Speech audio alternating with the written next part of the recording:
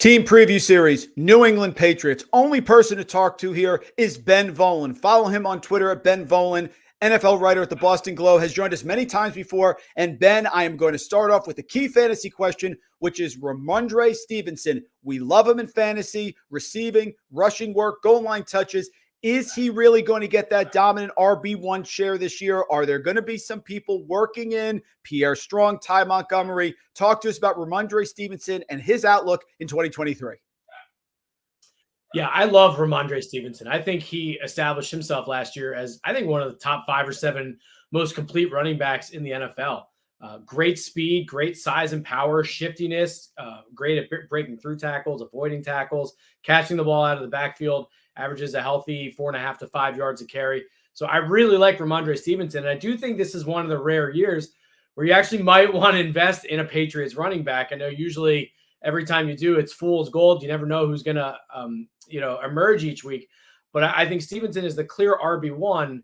That said, a word of caution. I have heard that the Patriots want to reduce his workload a little bit this year. They felt they were overly reliant on him. They felt he wore down a little bit towards the end of last season. I think had a couple late season fumbles that concerned them.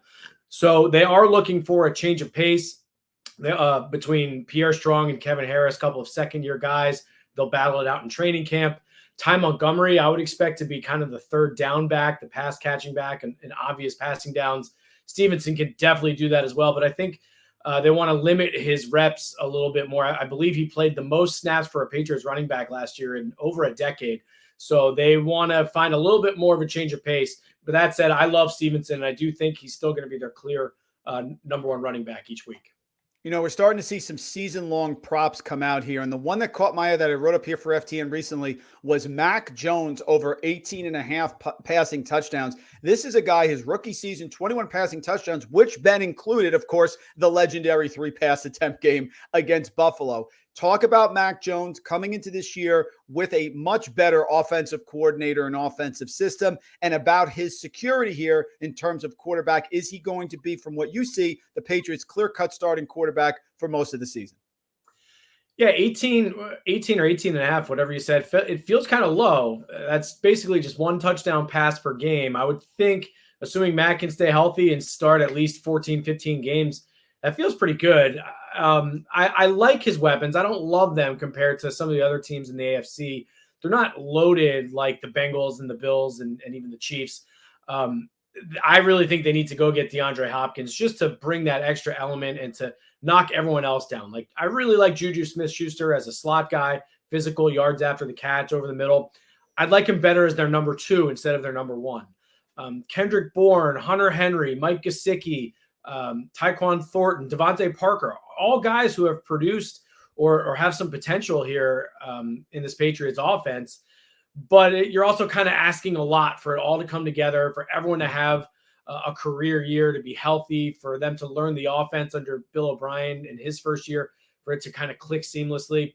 And I do think there are questions about Mac Jones. Doesn't have a big arm. He's not a big scrambler. He's going to have to win with his mind, and that's hard for a young quarterback to do. So I think Mac Jones has a lot to prove this year. That said, it seems like the owners, the Crafts, seem to really like Mac Jones. So if they like him, that's all that really matters. But as far as establishing himself as a franchise quarterback, Mac has a lot to prove. This is a guy in 2 years has 1 signature win, 1 fourth-quarter comeback. It was against the Houston Texans in his rookie year in Week 5. So he really has not proven that he's a guy who can win playing from behind, who can win when the other team scores 20-plus points. I definitely think Mac Jones has a lot to prove this year. Yeah, gosh, I remember Ben against the Cowboys in that overtime game. You know, he made that big pass. I think it was Bourne, actually, who caught the pass. And, of course, CeeDee Lamb went right back down the other way. Talk about the target share here with the receivers. You touched on DeVante Parker signed the contract. Kendrick Bourne's been effective. I would think JuJu Smith-Schuster takes over the Jacoby Myers role, which was extremely productive, very reliable here for the Patriots quarterback. Just didn't get the touchdowns that we had hoped for, but certainly was very active. And Tyquan Thornton, you mentioned him. He's a player who was huge here in the best ball championship week last year, really popped. So sort of sorted out for us here the depth chart on for the wide receivers here in New England. Yeah, I would say the wide receivers are like the Patriots running backs now, where you're really not sure who it's going to be from week to week because there's not truly an established number 1.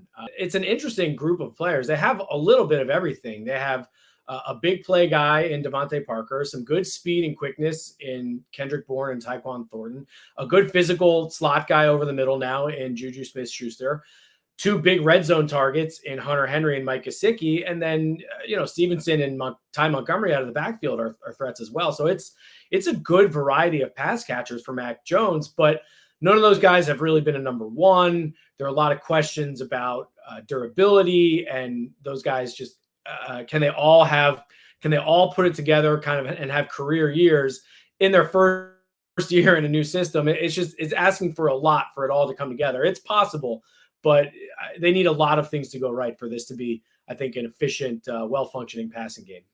Fantastic stuff as always, Ben. One more question, we'll get you out of here. We are excited. Training camp about to start. Preseason, we have preseason DFS here at FTN. So I'm looking for those one or two players, the players that you think in the preseason could be rookies, could be some players that were here last year, didn't pop, who you think we should keep an eye on. So do you have one or two guys on the offensive end of the football who you think, they could pop in the preseason, find their way onto a roster, and then do something late in the year a la Tyquan Thornton? Someone here, you're one or two players you're looking at here that we should watch as fans in the preseason.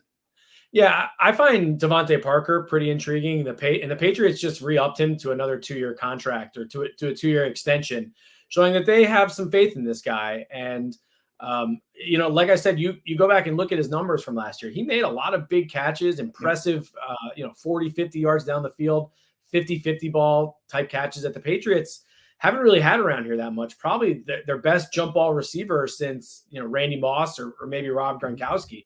With Parker, it's just, can he put it all together and stay healthy for a season? He's done it one time that year. He had about 1,200 yards and 9 touchdowns. I think it was 2019. Contract year, Ben. Yeah. Yeah. Well, so now he's just re-up, so he doesn't have that anymore. But I'm very intrigued by DeVante Parker. I definitely think he's worth a late round flyer and could be a nice little lottery ticket if you take him. And then defensively, you have to look at the secondary. I don't know how much fantasy you guys look at on the defensive side, but the first round pick, Christian Gonzalez, I think they're going to need him to be a good, productive player right away.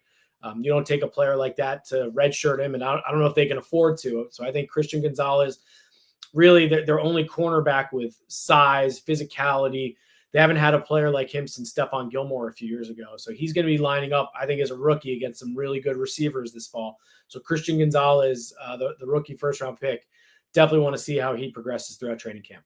It's a great call. I loved Christian Gonzalez. I thought he was the number one cornerback on my board here, so I thought that was a steal where the Patriots got him. Folks, Ben Volin on Twitter, at Ben Volin, senior writer for the Boston Globe, does amazing work, gives us great insight, super busy, gave us a few minutes here, Ben. We look forward to the preseason. Check in with you just as the season's about to start. Thanks so much for a few minutes. All right, thank you so much.